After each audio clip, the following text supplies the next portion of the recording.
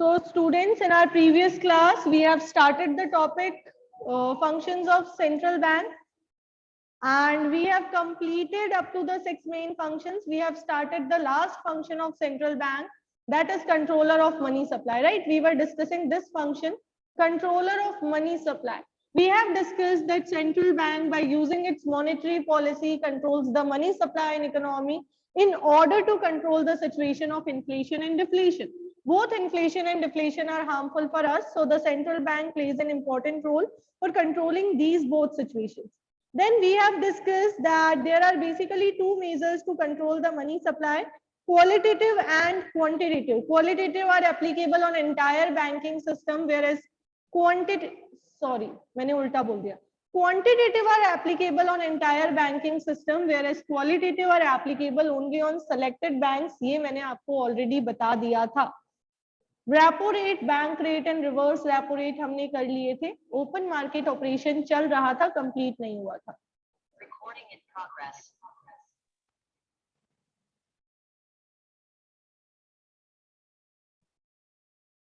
Have a look. Open market operation से हमें आज का टॉपिक करना है. देखिए, what is open market operation? Open market operation means market में गवर्नमेंट की सिक्योरिटीज का ओपनली सेलिंग और डीलिंग होना. गवर्नमेंट सिक्योरिटीज की जब भी मार्केट में ओपन डीलिंग होती है, बाइंग और सेलिंग होती है, उसको ओपन मार्केट ऑपरेशन कहते हैं. गवर्नमेंट की सिक्योरिटीज जनरली गवर्नमेंट के बिहाफ पे सेंट्रल बैंक इशू करता है. Central bank is the organization which buys and sells security on the behalf of government. इसलिए हमने पढ़ा था banker to government में that central bank along with the banker acts as an agent of government, है ना? Agent भी है वो गवर्नमेंट का. तो एजेंट इसीलिए कहा जाता है क्योंकि वो गवर्नमेंट के बिहाफ पे सिक्योरिटीज की बाइंग और सेलिंग करता है. अब अभी आप समझिए टॉपिक आपको क्या कहना चाह रहा है. ये टॉपिक में इस पॉइंट में आपको ये बता रहे हैं कि जब इन्फ्लेशन होता है, at the time of inflation, government का एक ही टारगेट है, मार्केट में मनी को रिड्यूस करना. मार्केट में जो मनी अवेलेबल है उस मनी की सप्लाई को कम करना इन्फ्लेशन में हमारा टारगेट है, राइट? तो गवर्नमेंट अपनी सिक्योरिटीज को सेल आउट करना शुरू करती है. ये सिक्योरिटीज कमर्शियल बैंक्स भी परचेज करते हैं और कुछ बड़ी बड़ी ऑर्गेनाइजेशंस भी परचेज करती है. जैसे ही गवर्नमेंट सिक्योरिटीज को सेल करेंगे, जो लोग इसको परचेज कर रहे हैं उनके पास से मनी कम हो जाएगा. जैसे ही मनी कम होगा तो इकोनॉमी में क्रेडिट का सप्लाई भी, मनी का सप्लाई भी धीरे धीरे कम होने लगेगा. डिफ्लेशन में गवर्नमेंट इन सिक्योरिटीज को रीपरचेज करने का इंस्ट्रक्शन करती है. डिफ्लेशन के time central bank in securities को रीपरचेज करती है ताकि कमर्शियल बैंक के पास और बड़ी बड़ी ऑर्गेनाइजेशंस के पास पैसा पहुंचे, और जब उनके पास पैसा पहुंचेगा तो मार्केट में धीरे धीरे डिफ्लेशन की सिचुएशन भी ओवरकम हो जाएगी. यहाँ बुक की लैंग्वेज में जो बात कही हुई है वो बहुत डिटेल में आएंगी आपकी हायर स्टडीज में. अभी मैं आपको एक बार एक्सप्लेन जरूर कर देती हूँ. Have a look everyone. Open market operations refers to buying and selling of government securities by central bank from or to the public and commercial bank. General public को भी दी जाएंगी सिक्योरिटीज और कमर्शियल बैंक्स को भी दी जाएगी. RBI is authorised. आपको पूछ सकते हैं कौन गवर्नमेंट की सिक्योरिटीज को सेल कर सकता है? Only Reserve Bank of India. RBI is authorised to sell और purchase treasury bill and government securities. Treasury bill is also kind of government security. इसके अलावा और भी बहुत सारे बॉन्ड्स होते हैं गवर्नमेंट के. It does not matter whether the securities are bought or sold to publics or banks, because ultimately the amounts will be deposited in or transferred from some bank only. ये कह रहे हैं securities general public को cell करेंगे तो भी वही बात रहेगी, और अगर सिक्योरिटीज बैंकिंग सिस्टम को सेल किया जाएगा तो भी बात वही रहेगी, क्योंकि अल्टीमेटली पैसा बैंक से निकल के गवर्नमेंट के पास आ जाएगा. ठीक है, अब ये आपको याद करना है. सेल ऑफ सिक्योरिटीज कब सेल किया जाएगा? During inflation. क्यों सेल किया जाएगा? In order to reduce the money supply in the market. और purchase of security during deflation. क्यों? क्योंकि मार्केट में मनी सप्लाई को इंक्रीज करना है. अब ये लैंग्वेज क्या कह रहे हैं और ये थोड़ा सा टिपिकल सा क्या दिख रहा है आपको? Sale of securities by central bank reduces the reserves of commercial bank. It adversely affects the bank's ability to create credit and therefore decrease the money supply in economy. पहली बात आप ये ध्यान रखेंगे, सेल ऑफ सिक्योरिटी आगे add कर लीजिए during inflation. कब सेलिंग की जाएगी? इन्फ्लेशन के टाइम पे। इससे कमर्शियल बैंक के रिजर्व कम होंगे, क्योंकि अल्टीमेटली पैसा कमर्शियल बैंक से ही निकलेगा। लोगों ने परचेज किया तो भी कमर्शियल बैंक्स के थ्रू ही करेंगे, ठीक है। तो बैंक की क्रेडिट क्रिएशन कैपेसिटी कम हो गई, और जब कम हो गई तो मार्केट में मनी सप्लाई भी रिड्यूस हो गया, और purchase of securities during inflation, bank के रिजर्व्स बढ़ेंगे, और बैंक के रिजर्व बढ़ेंगे तो बैंक की क्रेडिट क्रिएशन कैपेसिटी भी इंक्रीज हो जाएगी। Have a look everyone. अगर मैं बात करूं गवर्नमेंट सिक्योरिटी क्या है, तो बेसिकली गवर्नमेंट सिक्योरिटी सिर्फ एक डॉक्यूमेंट है, जैसे कि ट्रेजरी बिल नाम से गवर्नमेंट अपना एक डॉक्यूमेंट इशू करती है। अब गवर्नमेंट ने इशू किया, इसके बारे में गवर्नमेंट इंफॉर्मेशन सर्कुलेट कर देगी। अगर आप इंटरेस्टेड हैं तो आप इसके लिए अप्लाई करके गवर्नमेंट की ये सिक्योरिटी परचेज कर सकते हैं। गवर्नमेंट इसको इशू करती है एक डिस्काउंटेड रेट पे। किस अकॉर्डिंग? देखिए, गवर्नमेंट ने कह दिया कि भाई मिनिमम 25,000 का ट्रेजरी बिल इशू होता है। अभी मैं आपको एक एग्जांपल देती हूँ। सपोज गवर्नमेंट ने कहा 2 लाख रुपीस के फेस वैल्यू का एक ट्रेजरी बिल मैं इशू कर रही हूँ। अगर आप आज की डेट में इसको परचेज करते हैं, यू हैव टू पे ओनली 1.8 लाख रुपीस। कितने देने हैं आपको? 1.8 लाख। यानी आप अगर गवर्नमेंट को 1.8 लाख रुपीस देंगे तो गवर्नमेंट आपको एक सिक्योरिटी देगी जिसकी फेस वैल्यू होगी 2 लाख रुपीस। अब जब तक गवर्नमेंट चाहती है तब तक आप इस सिक्योरिटी को होल्ड करके रखिए। Government after a fix duration आपको 2 लाख रुपीस रिटर्न में देके आपकी सिक्योरिटी को कैंसिल कर देगी। कब करेगी? डिफ्लेशन के टाइम पे। Is it okay Rahul? ऐसी बहुत सारी सिक्योरिटीज होती है गवर्नमेंट की। Okay ma'am. ऐसे ही किसान विकास पत्र और ऐसे, तो ये सभी बच्चों को क्लियर हो गया होगा। During inflation the government sells the security to general public, क्योंकि जब सिक्योरिटी ऑफर की जाएगी तो लोगों का पैसा सरकार के पास आ जाएगा। और डिफ्लेशन के टाइम उन्हीं सिक्योरिटीज को गवर्नमेंट रीपरचेज करना शुरू कर देगी। रीपरचेज का मतलब है आपका डॉक्यूमेंट कैंसिल कर दिया जाएगा, और डॉक्यूमेंट कैंसिल करके आपको आपका अमाउंट दोबारा दे दिया जाएगा। ठीक है, चलिए भाई आगे बढ़ते हैं। Now have a look. Conditions necessary for success of open market operation. कब ओपन मार्केट ऑपरेशन गवर्नमेंट की सक्सेसफुल होंगे? नंबर 1, उस कंट्री में सिक्योरिटी मार्केट होना चाहिए, यानी कि प्रॉपर मार्केट होना चाहिए, जिसे हम फाइनेंशियल मार्केट कहा करते हैं, जिसको कॉमर्स वाले बच्चे अपने बिजनेस स्टडीज के चैप्टर 10 में भी पढ़ेंगे। आर्ट्स वाले बच्चों के लिए ये डिटेल में कहीं भी नहीं आने वाला है। आप समझ लीजिए कंट्री का जो सिक्योरिटीज मार्केट होता है, जो शेयर मार्केट होता है, वही। नंबर 2, कमर्शियल बैंक के रिजर्व्स अफेक्ट होने चाहिए सिक्योरिटीज की सेल और परचेज से। अगर लोगों ने अपने घर पे पड़ा हुआ कैश यूज कर लिया ना तो कोई खास फर्क नहीं पड़ेगा, लेकिन अगर कमर्शियल बैंक ने अपने रिजर्व में से पैसा यूज करके सिक्योरिटीज की डीलिंग की है तो जरूर ओपन मार्केट ऑपरेशन सक्सेसफुल होंगे। नंबर 3, सेंट्रल बैंक के पास उतनी सिक्योरिटीज भी होनी चाहिए कि वो सेल करके मनी सप्लाई को इफेक्ट करे। और नंबर 4, गवर्नमेंट सिक्योरिटीज में बहुत फ्रीक्वेंट फ्लक्चुएशंस नहीं आनी चाहिए। जैसे प्राइवेट कंपनी के शेयर्स की रेट्स अप डाउन होती रहती है ना, वैसा कुछ भी नहीं होना चाहिए। आगे देखिए, लिख लीजिए आप अपनी इंफॉर्मेशन के लिए। गवर्नमेंट ने 10,000 करोड़ की सिक्योरिटीज की ओपन मार्केट ऑपरेशंस किए रिसेंट 2 इयर्स में। जो भी पास्ट 2 इयर्स निकले हैं, 10,000 करोड़ की सिक्योरिटीज की बाइंग और सेलिंग गवर्नमेंट ने की है, only to control inflation and deflation. ये जो कोविड-19 वाला टाइम था, इसमें गवर्नमेंट ने सिक्योरिटीज को रीपरचेज करना स्टार्ट किया ताकि लोगों के पास बहुत सारा पैसा आ जाए। अगर कभी टाइम मिला तो हम इसको बहुत डिटेल में भी डिस्कस करेंगे, अभी के लिए इसको इतना ही पढ़ेंगे। Have a look on next point. Legal reserve requirement, or you can also call it variable reserve ratio method. बहुत इंपॉर्टेंट है, बहुत सिग्निफिकेंट है।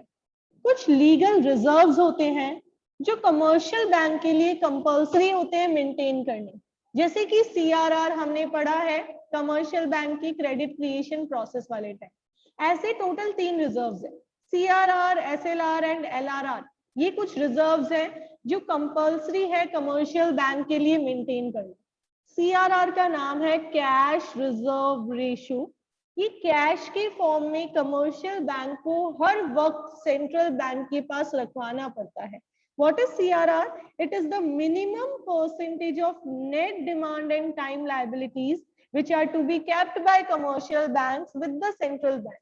जितना भी पैसा कमर्शियल बैंक के पास डिमांड डिपॉजिट्स के फॉर्म में है, उसका कुछ परसेंटेज कमर्शियल बैंक को हर वक्त सेंट्रल बैंक के पास रखवाना पड़ता है।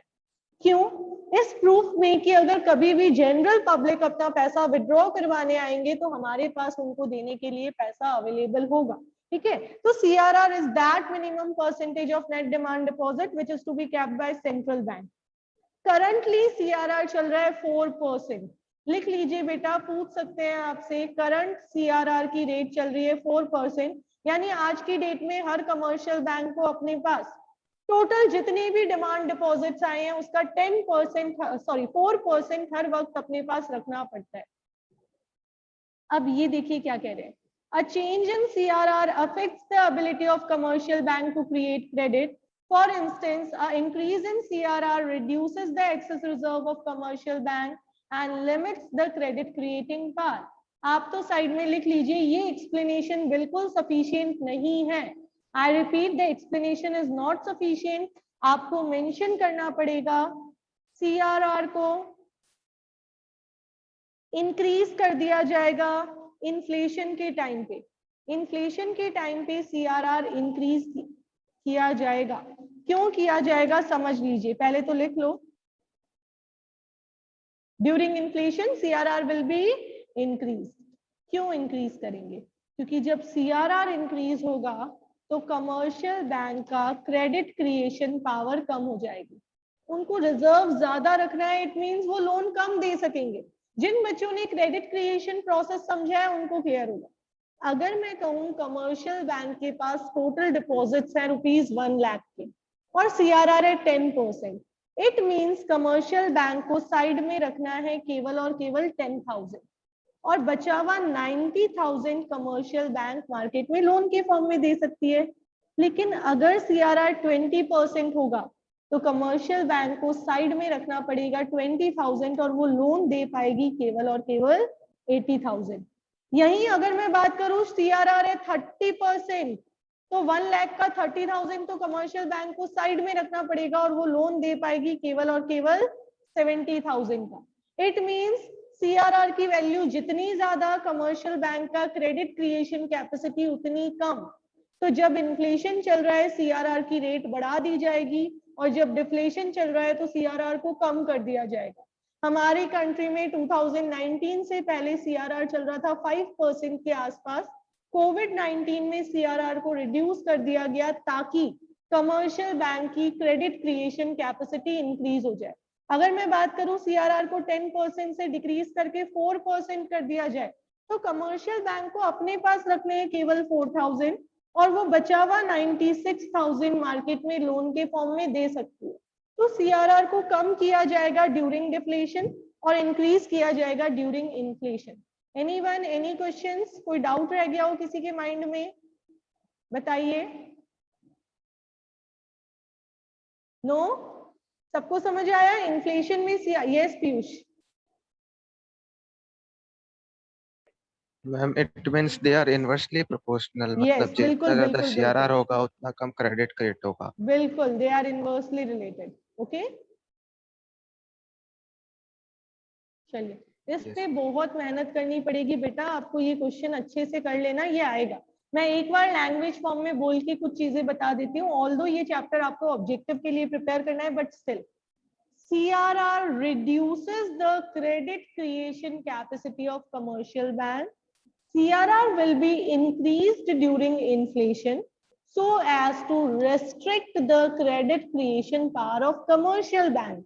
On the other hand, CRR will be reduced during deflation, because it will increase the credit creation capacity of commercial bank. I hope it is clear to everyone. आगे देखिए बेटा, next one is SLR, statutory liquidity ratio. ये वो ratio है जो liquid assets के form में होता है। ये भी बैंक को अपने डिमांड डिपॉजिट्स के सर्टेन परसेंटेज के फॉर्म में रखना है। इसके अंदर 3 चीजें आती है, cash, gold and some approved securities. क्या क्या आता है? Cash, gold and approved security. ये देखिए यहाँ पे लिखा हुआ है SLR is maintained in the form of designated liquid assets, यानी जिनको गवर्नमेंट ने कहा है ये लिक्विड एसेट्स SLR में आएंगी, वही डेजिग्नेटेड है, इन्हीं को पावर दी गई है और कोई भी नहीं। क्या क्या?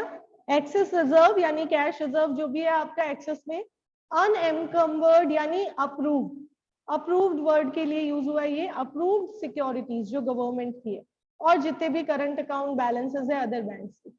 SLR भी बैंक की क्रेडिट क्रिएशन कैपेसिटी को इफेक्ट करेगा। SLR को इंक्रीज करेंगे, सेम इन्फ्लेशन में इंक्रीज, डिफ्लेशन में डिक्रीज। SLR कुछ सिक्योरिटीज के फॉर्म में है ना, ये बैंक के बोरोइंग फ्रीडम को इफेक्ट करता है। जितनी ज्यादा लिक्विड एसेट्स अपने पास रखनी है उतना ही कम कमर्शियल बैंक बोरो कर पाएगा, क्योंकि बोरोइंग करते टाइम भी तो उसको कुछ एसेट्स मॉर्गेज रखनी पड़ेगी। आप देखिए अगर कमर्शियल बैंक सेंट्रल बैंक के पास बोरो करने जाता है तो उसको कुछ असेट्स देनी पड़ेंगी। अगर SLR ज्यादा है यानी वो अपनी असेट्स वहां दूसरी साइड पे यूज नहीं कर पाएगा। तो आप तो सिंपल मीनिंग समझ के रखिए, और आप ये ध्यान रखिए that SLR will be increased during inflation whereas it will be reduced during deflation. Deflation में फॉल कर दिया जाएगा और इन्फ्लेशन में इंक्रीज कर दिया जाएगा, क्योंकि अगर SLR इंक्रीज हो गया it means commercial banks are supposed to keep more securities with themselves, यानी वो बोरो कम कर पाएगी, और बोरो कम कर पाएगी तो आगे लेंडिंग भी कम ही होगा और अपोजिट हो जाएगा डिफ्लेशन के टाइम पे। आगे देखिए, ये अनएनकम्बर्ड सिक्योरिटीज का मीनिंग आपको बताया हुआ है, वो अप्रूव्ड सिक्योरिटीज गवर्नमेंट की, ठीक है। ये दो रैंडम वर्ड्स हैं, वो सिक्योरिटीज जो सिक्योर जिनको आप सेंट्रल बैंक से लोन लेने के लिए यूज नहीं कर सकते, ठीक है।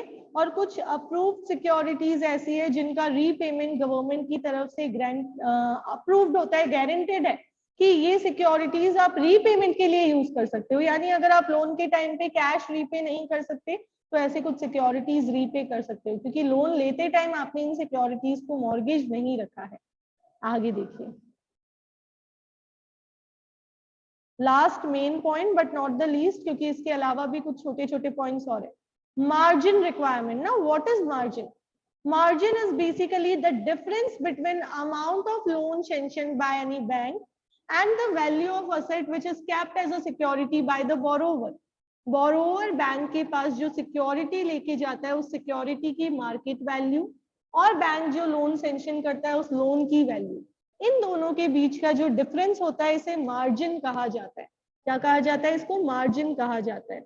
अच्छा एक सेकेंड, मैंने आपको करंट SLR नहीं लिखवाया है बेटा, करंट SLR की रेट लिख लीजिए, भूल गई मैं।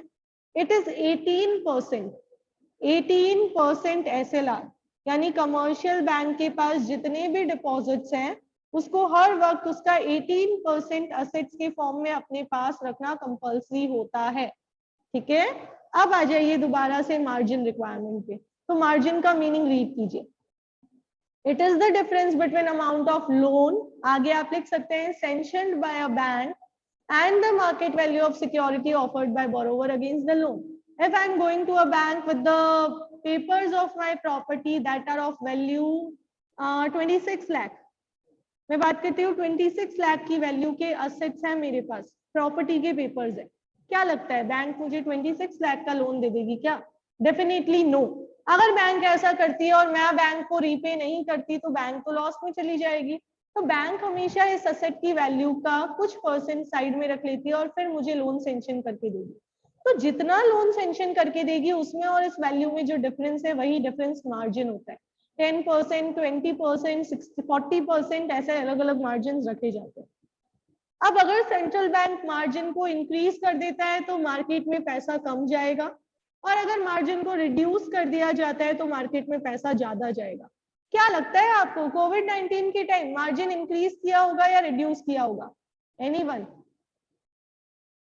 डिक्रीज किया, डिक्रीज किया है। क्या हुआ होगा उससे? लोन ज्यादा लिए होंगे लोगों ने। इन्फ्लेशन, डिफ्लेशन कंट्रोल हुआ होगा, राइट। लोगों की क्रेडिट पावर, लोगों के पास परचेजिंग पावर्स को बढ़ाने के लिए, लोगों की लोन लेने की डिजायर्स को बढ़ाने के लिए गवर्नमेंट ऐसे एफर्ट्स करती है। तो देखिए क्या कह रहे हैं, If the margin is fixed by central bank, if the margin fixed by central bank is 40%, then commercial banks are allowed to give loan only up to 60% of the value of security. By changing the margin, Reserve Bank can alter the amount of loans made against securities by the bank. क्या कह रहे हैं?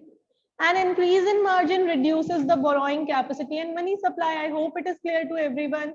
Margin बढ़ाते ही आपकी borrowing capacity और economy की money supply दोनों reduce हो जाएगी. A fall in margin encourages people to borrow more. अगर मार्जिन कम कर दिया जाएगा तो लोगों को और एनकरेजमेंट मिलेगा ज्यादा बोरोइंग करने का. राइट, आगे देखिए नेक्स्ट क्या कह रहे हैं ये. नेक्स्ट आपको कह रहे हैं RBI may prescribe different margins for different types of borrowers against the same security. Same security के लिए अलग अलग लोगों के लिए अलग अलग मार्जिन रखा जा सकता है. Okay, now let me know according to you have to raise your hands. आप बताइए फार्मर्स के लिए एग्रीकल्चरल लोन के लिए क्या लगता है आपको, मार्जिन ज्यादा रखा जाएगा या कम रखा जाएगा? You can even answer in chat box अगर आप अनम्यूट करके नहीं बोलना चाहते. एग्रीकल्चरल लोन के लिए आपको क्या लगता है, गवर्नमेंट मार्जिन हाई रखेगी या लो रखेगी? Yes Sushant. Ma'am low. Low, why so? Ma'am क्योंकि इसमें बताया ना कि अगर मार्जिन इंक्रीज होएगा तो बोरोइंग कैपेसिटी डिक्रीज होएगी, तो अगर मार्जिन डिक्रीज होएगा तो बोरोइंग कैपेसिटी इंक्रीज हो जाएगी. बिल्कुल, we want the farmers to borrow more so that they can sustain themselves and also they can do for the development of our nation. चलिए chat box में भी answers आ रहे हैं. बेटा चैट बॉक्स भी एक्टिव है, आप लोग आंसर सेंड कर सकते हैं. Okay, now let me know entrepreneurship finance. Entrepreneurship finance के लिए what do you feel, margin high रखा जाए या लो रखा जाए?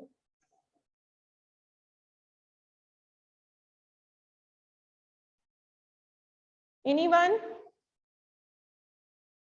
Yes Kushagra, can you give the answer?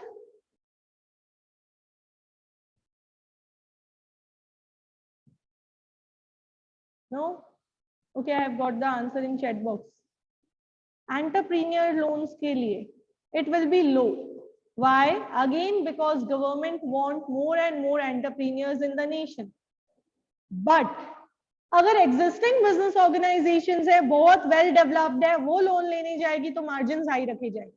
तो डिपेंड करेगा स्मॉल स्केल एंटरप्रेन्योर लोन लेने जा रहा है या एक डेवलप्ड एंटरप्रेन्योर बोरो कर रहा है, उस अकॉर्डिंग गवर्नमेंट मार्जिन्स को सेट करेगी.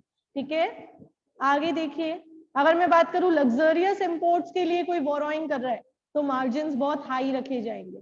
ठीक है, अब आगे कह रहे हैं margin is necessary because if a bank gives a loan equal to the full value of security then bank will suffer a loss in case of fall in price of the security. Margin क्यों जरूरी है? क्योंकि अगर bank ने margin नहीं रखा तो security की वैल्यू कम होते ही बैंक को नुकसान हो सकता है, और अगर बोरोवर ने इंटरेस्ट पेमेंट नहीं किया तो भी नुकसान हो सकता है. आगे देखिए, दो और पॉइंट है. मोरल सुएजन, जो आपके टीचर्स आपके साथ करते हैं वही मोरल सुएजन है, जो आपके पेरेंट्स आपके साथ करते हैं. आपसे कोई काम करवाना है तो पहले तो आपको प्यार से कहा जाता है बेटा ऐसा कर लीजिए, बेटा you are suppose to do this, आपको समझाया जाएगा. अगर आप प्यार से नहीं मानेंगे तो फिर आपको प्रेशराइज भी किया जाएगा. तो moral suasion is basically a combination of persuasion and pressure. पहले पर्सुएट करेगा central bank, other commercial bank को समझाएगा कि जैसे सेंट्रल बैंक चाहता है वैसे ही बिहेव कीजिए. अगर वो फॉलो नहीं करता है उनकी बातों को तो फिर उनपे पेनल्टीज लगाई जाएंगी, फाइन्स लगाए जाएंगे और एक्शंस लिए जाएंगे. तो देखिए क्या कह रहे हैं. This is a combination of persuasion and pressure that central banks applies on other banks in order to get them act in a manner in the line with its policy. Moral suasion is exercised through discussions, letters, speeches and hints to the bank. पहले तो आपके साथ normal discussions किए जाएंगे, आपको ऐसा करना है, कुछ सर्कुलर्स इशू किए जाएंगे, कुछ हिंट्स दिए जाएंगे. अगर आप उससे मान जाते हो तो बहुत ही अच्छी बात है. Central bank time to time ऐसी पॉलिसीज अनाउंस करती है और कमर्शियल बैंक को कहती है कोऑपरेट कीजिए. अगर फॉलो नहीं करते हो कुछ कंडीशन में सेंट्रल बैंक पनिशमेंट लगा सकती है, हर सिचुएशन में नहीं लगा सकती. क्या कह रहे हैं? Generally, central bank succeeds in convincing the bank as it acts as their lender of last resort. क्या बात कर रहे हैं समझिए कि एट लास्ट सेंट्रल बैंक फिर इमोशनली ब्लैकमेल कर देती है कि मेरी बात नहीं मानोगे तो जाओगे कहाँ, at last I am the lender of last resort, है ना, जैसे आपको आपके टीचर्स कहते होंगे कि बेटा प्यार से कर लोगे बहुत अच्छी बात है, वरना फिर मार्क्स तो हमारे ही हाथ में, इंटरनल असेसमेंट तो हम ही करने वाले, तो हम ही आपके लेंडर ऑफ लास्ट रिजॉर्ट हैं, तो एट लास्ट तो आपको हमारे पास आना ही पड़ेगा। तो ऐसे करके कन्विंस कर लेते हैं जनरली, ठीक है। However, no punitive action is taken in case they do not follow the advice or request. ये बात 100% ट्रू नहीं है। यहाँ तो कह रहे हैं पनिशमेंट नहीं दी जाती, बट रियल लाइफ में सेंट्रल बैंक कुछ फाइन्स और पेनल्टीज भी लगाती है, आपको ध्यान रखना है, ठीक है। आगे देखिए, सेलेक्टिव क्रेडिट कंट्रोल, ये क्वार्टर सिस्टम वाला क्रेडिट कंट्रोल है। मुझे एक बात बताइए राघव, आप बताइए, चलिए राघव से नहीं पूछते हैं, Neeraj you just unmute yourself. Yes ma'am.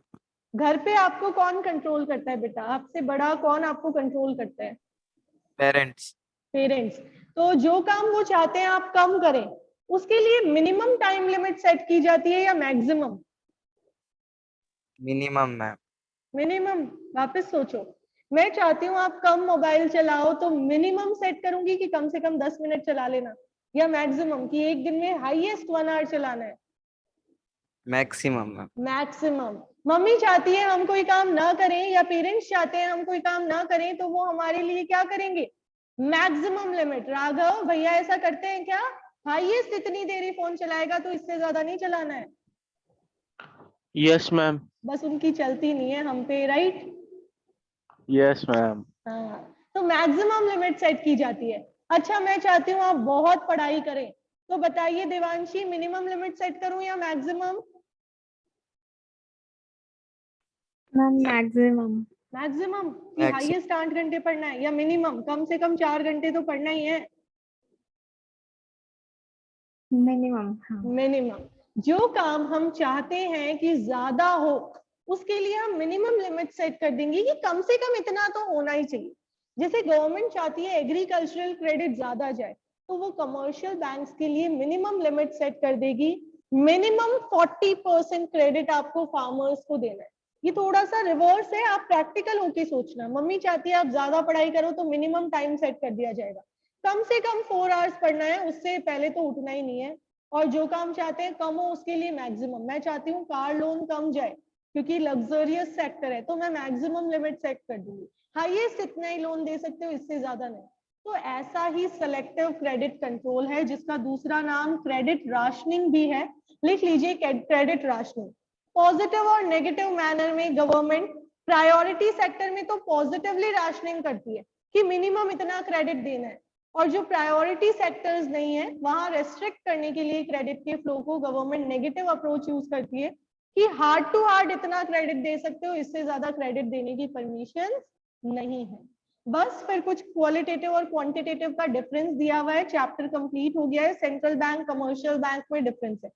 Final touch कल रहेगा इस चैप्टर का, जिसमें हम एमसीक्यूज डिस्कस करेंगे। आपकी बुक में भी बहुत सारे एमसीक्यूज दिए हुए हैं और कुछ एक्स्ट्रा मैंने भी आपको सेंड किए हैं along with the answer keys, वो डिस्कस करेंगे। और डिस्कस करेंगे कैसे इस चैप्टर के असर्शन और रीजन क्वेश्चंस आपके लिए बनेंगे, ठीक है। तो ध्यान रखें सभी बच्चे, कल की क्लास इस चैप्टर की लास्ट क्लास रहेगी मनी बैंकिंग की। उसके बाद वेडनेसडे से हम स्टार्ट कर देंगे वापस से इंडियन इको। किसी का अटेंडेंस रह गया हो तो लिंक दोबारा सेंड कर दिया है मैंने। अच्छा ओके, ये लिंक राहुल को आया है, सबको नहीं आया है, रुकिए सबको सेंड कर देती हूँ। कोई भी कंफ्यूजन हो इस चैप्टर से related, you can ask me any time, ठीक है। मेहनत करना शुरू कर दीजिए भाई। Yes Piyush, you can unmute and speak. Ma'am first term के लिए इंडियन को कंप्लीट नहीं हुआ क्या अभी तक? नहीं बेटा, फर्स्ट टर्म का एक चैप्टर रिमेनिंग है, chapter number 6। Okay ma'am. Okay चलिए, okay everyone, have a nice day, enjoy yourself. मिलते हैं आप सभी से कल। आई होप आपकी रेगुलरिटी बनी रहेगी क्लास में।